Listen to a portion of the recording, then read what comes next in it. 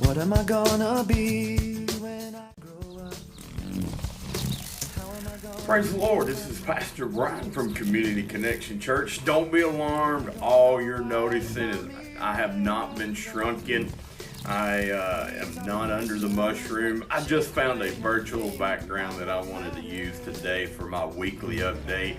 And I just wanted to jump on here for a few moments and just share with you what's going on at Community, and just pray that the Lord is blessing you this week and you are having a wonderful, wonderful week. Won't take much of your time today, but I do want to share this quick story of inspiration with you.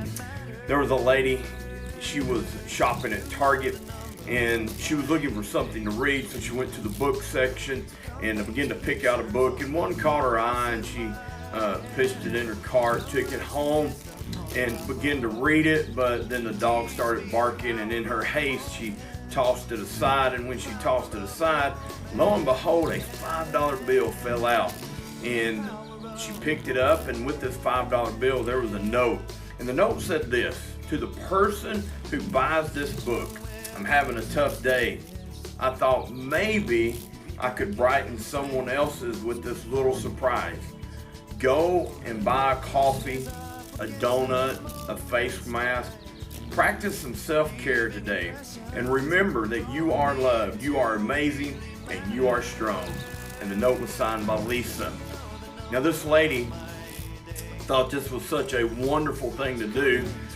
She actually put it on her Twitter page and shared it about what experiences she had just received, and the gift and the act of kindness. And even when the lady that put the $5 bill in the book felt like she was having a bad day, she wanted to brighten somebody else's day.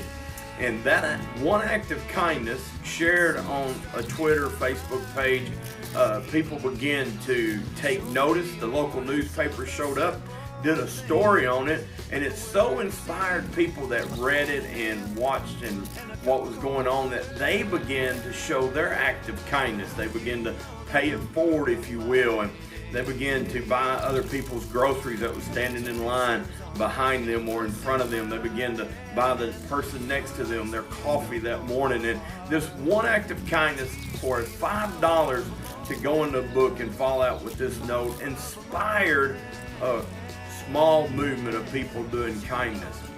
Now, I thought of, when I read this, I was brought back to Ephesians chapter 4, verse 32, where it says, be kind and compassionate to one another, forgiving one another just as Christ forgave us. I think about that a lot. Are you being kind? Are we showing kindness as a church? I want to inspire you this weekend and the next few weeks as we enter Harvest Month to be kind to someone, and then invite them to church if you feel comfortable in doing so, but nonetheless, just be kind to them. Maybe purchasing a coffee, maybe purchasing a donut for someone, maybe just calling someone you haven't talked to in a while and say, hey, we missed you. And just reaching out and being kind. I know we get busy, and sometimes kindness can take a back seat, not because we want it to, but simply just because sometimes that happens. But I encourage you this week to be kind. I want to invite you and let you know to mark the calendar. You don't want to miss this event. We're over about 2 months away from this event taking place, but I want to make sure that you mark your calendar for November the 15th. We have rescheduled our Christians United for Israel, and our speaker, Brother Bobby Scott, is going to come and talk to us about how we can be a part of this wonderful, wonderful mission to Israel and give us great insight. And I want to invite you November the 15th. It's going to be a Sunday night. There's going to be more information coming, but I just want you to go ahead and mark that date right now. And then I want to invite you in a couple of weeks. We're going to begin our October Harvest Month. This is a great time to invite people to church. October the 4th, we're going to have a homecoming celebration. We're going to have a quartet. You don't want to miss this quartet. It's going to be a wonderful time. The Appointed Quartet is their name, and they're going to minister to us in the songs and in the gospel, and you'll want to be a part of that. Then following the service, there's going to be a meal that the church is providing. It's not potluck. The church is providing the meal, so everything as you come through will be sanitized. We're have people serving. We're going to keep it as sanitized as we possibly can. I want to make sure that we're doing everything that we can to follow the CDC guidelines. So, but I want to invite you October the 4th to go ahead and make plans to come that evening, or I'm sorry, that morning, and it's going to be a great time.